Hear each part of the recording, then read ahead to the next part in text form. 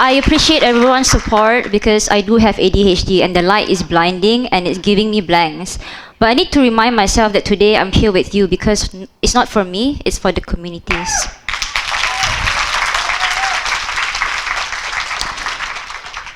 When I first started as a young program development officer working at the local NGO, a constant question that came to mind was, how can we, as non-Indigenous peoples, support the communities better? And after working in at least 40 villages, land grab has made it so difficult and sometimes impossible for any sort of program implementation to be done successfully. And this experience has deeply impacted me as a person. With that, I am determined to understand Orang Asli's land rights, as well as other stakeholders' interests in the land that the Orang Asli inhabits. But today's talk is definitely not about me. The reason why I'm here is to share with you that we cannot speak about empowerment if the only aid intervention that we provide is actually the basic needs necessities. Now, what the community truly needs and have been fighting for is actually land recognition. Land recognition isn't just about territory. Land recognition is about protecting the Orang Asli's way of life, supporting the indigenous systems protocols, and as well as honoring their belief systems. I would like to invite all of you here today to examine what does the concept of development truly means, and what does development means for each and every one of us. Now, forests are, in many parts of the world, forests are primarily seen through a capitalist lens. That is, forests as commodities or forests as resources rather than elements of conservation. Now, in year 2012, a government has produced a statistic that 80% of Orang Asli communal land has yet to be gazetted or protected. 80%. And however, activists have argued that actually this figure is way much higher, simply because unrecognized territories, including unrecognized villages known as Kampung Tambahan, is not included in this figure. I quote Dr. Lim Tak Win, a geographer, and he says, and I paraphrase, "The only permanent status of the Orang Asli's land is in its state of impermanence." And what does that mean? It means that even when the Orang Asli customary land status has been gazetted, this status can be reversed at any time. In fact, Monga Bay, a highly regarded international watchdog, had observed that Malaysia has the highest deforestation rate in years 2000 and 2012. Now, let us just sink in with that fact for a moment. It is also worth to note that all communal state land that has yet to be gazetted are automatically assumed as state's land. Now, we have two conflicting perspectives in how forests are viewed. So for the other stakeholders, including including the state, forests are seen as influence, a form of power, income, resources, and many more. But for the Orang Asli communities, forests are intergenerational inheritance that forms meaningful placemaking identity for the community. And it also holds many sacred sites, including cemeteries, places of worship, and so on. Forests are also a form of property and a very important form of livelihood for the community. It is important to note that other stakeholders do not recognize or acknowledge Orang Asli's centuries roles in managing and cultivating the food forest. So to simplify, this can be divided into two conflicting philosophies. One is that of the human at the apex, governing and manipulating the other, while the other is that of the human being at the center and as part of the environment. I like to quote what Burnett says as what we call as natural is actually the cultural determination of nature. In this talk, I will present with you 5 main pillars that describes about the Tumwan's lived experiences in how they view their built environments. Now, the 2 Tumwan collaborators are from the Hulu Selangor, but other Orang Asli communities are also part of this project. And the reason why I include them is because I wanted to understand a bigger understanding of Orang Asli's agroforestry. Agroforestry simply means a kind of agriculture that integrates trees and shrubs. But I need to be very careful not to homogenize their experiences, because the truth of the matter is that every single community has their own way of doing agroforestry. But what am I about to share with you today is that these are all have been consented by the communities. Now, the Orang Asli that I'm referring to are also being defined as the indigenous people of Peninsular Malaysia, not including the Sabah and Sarawak peoples. And Orang Asli are divided into 3 categories, meaning the Semang, Senoi, and Proto-Malays. The Tumwans are a subset of the Proto-Malay category. Now, I would like to invite all of you to take a look at this image and tell me, what do you notice? Trees? Yes? Nature? What if I tell you that the tree in the middle is actually a durian tree? But why bother learning about durian tree?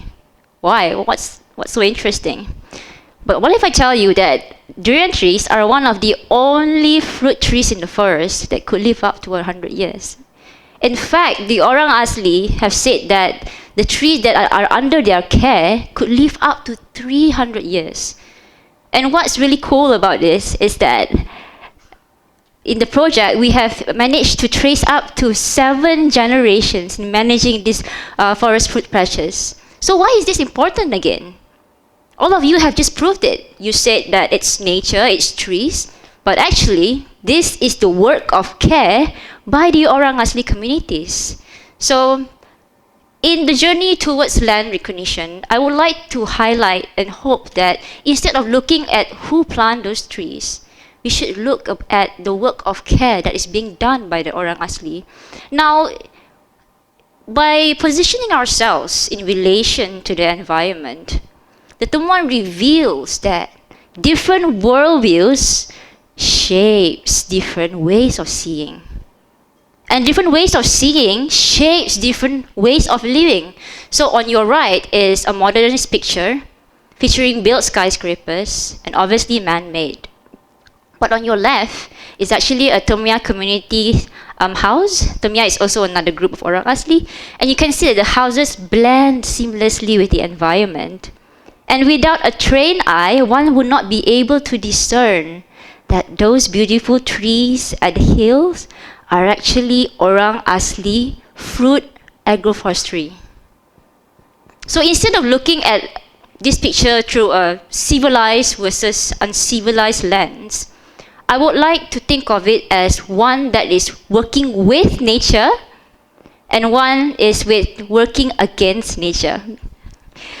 Now, these philosophical differences is also translated into their language. When we think about primary forests versus secondary forests, we tend to think about the biological composition between these two distinct spaces. But for the Orang Asli, there is an added element, and that is the presence of the superhuman beings. And essentially, the Tumwan generally believes in 2 kinds of superhuman beings.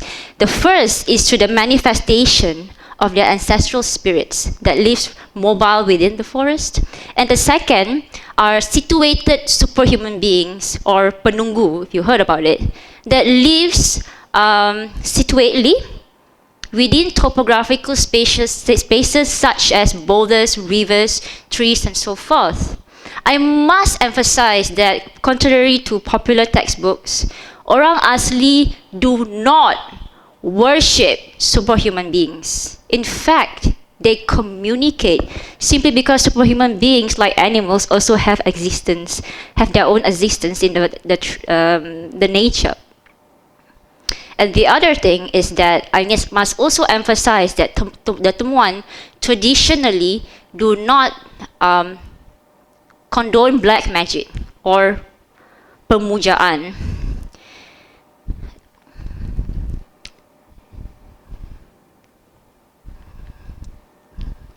Just a moment.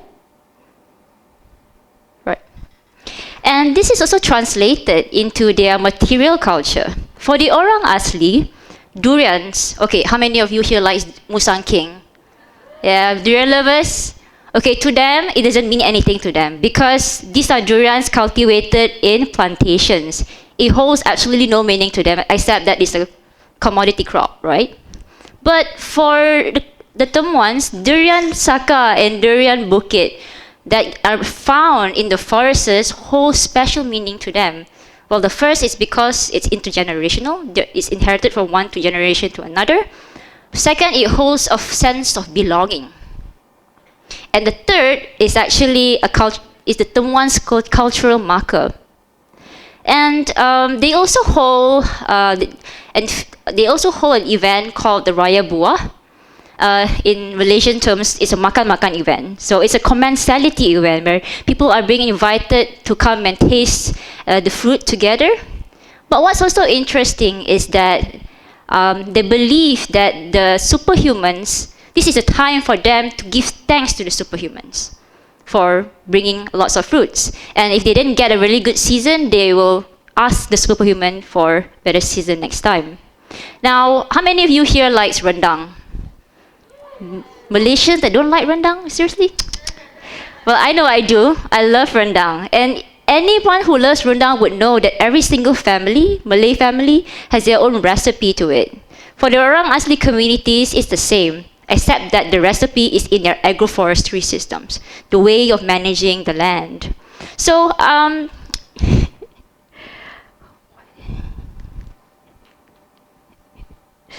and of course, fruit trees are so important to the community that it is also reflected in their oral tradition. Now, in one-to-one Genesis story, it begins with, there was only soil. And I can't read the rest, so you gotta do it yourself.